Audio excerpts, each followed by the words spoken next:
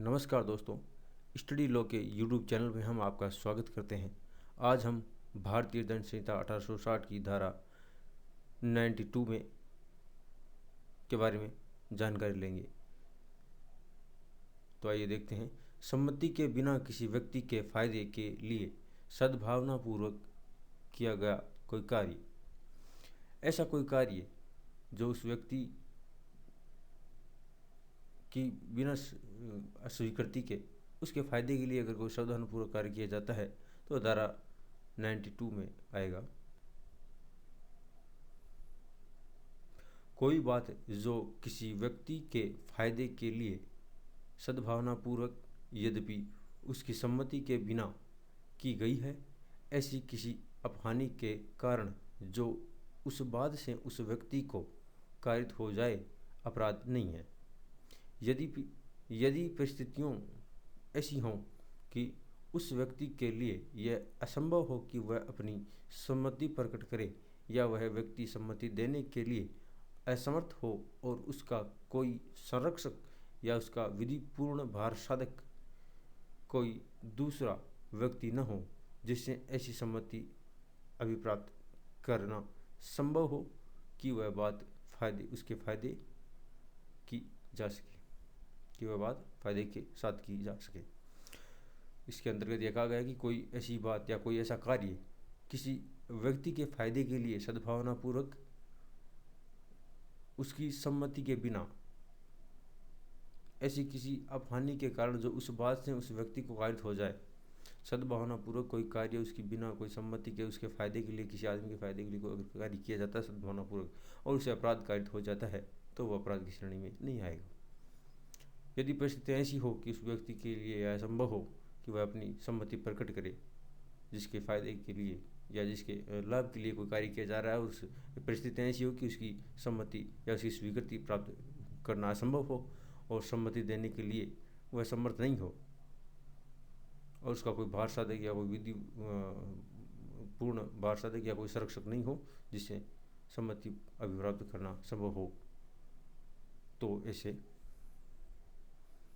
कार्य से अगर कोई अपहानि कारित होती है तो वो धारा 92 के अंतर्गत आई। परंतु इसके कुछ अपवाद है। पहला अपवाद, इस अपराध का विस्तार शास्त्र से मृत्यु कारित करने या मृत्यु कारित करने का प्रयत्न करने पर न होगा। इस अपवाद जो है, इसका पहला अपवाद यह है कि अगर कोई मृत्यु कारित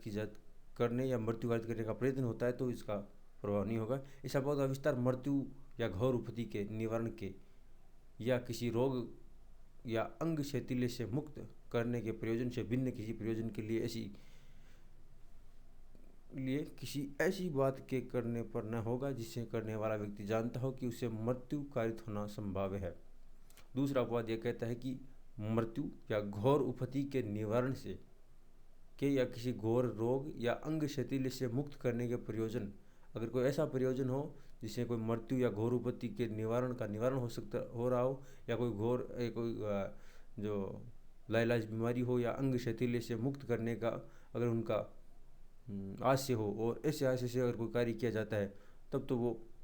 अपराध में नहीं आएगा, धारा 92 के अंतर्गत आएगा। और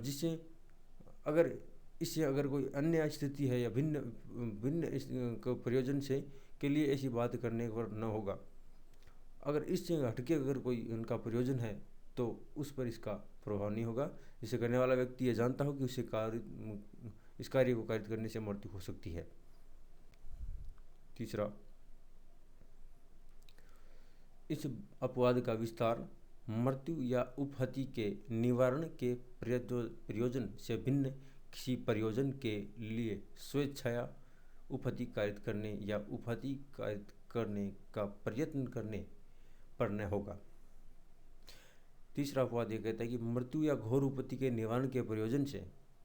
मृत्यु या घोर उपहति के निवारण का अगर कोई उनका आशय हो से भिन्न किसी प्रयोजन के लिए स्वेच्छा या उपहति कारित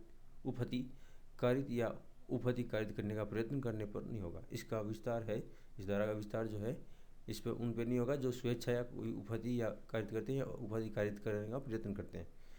चौथा, इस अपवाद का विस्तार किसी ऐसे अपराध के दुष्प्रेरण पर न होगा जिसे अपराध किए जाने पर इसका विस्तार नहीं है। ऐसा कोई दुष्प्रेरण हो जिस पर इसका विस्तार नहीं है तो उस पर इसका प्रभाव नहीं होगा। स्पष्टीकरण केवल धन संबंधी फायदा वह फायदा नहीं है जो धारा 88, 89 और 92 के अर्थ के भीतर आता है।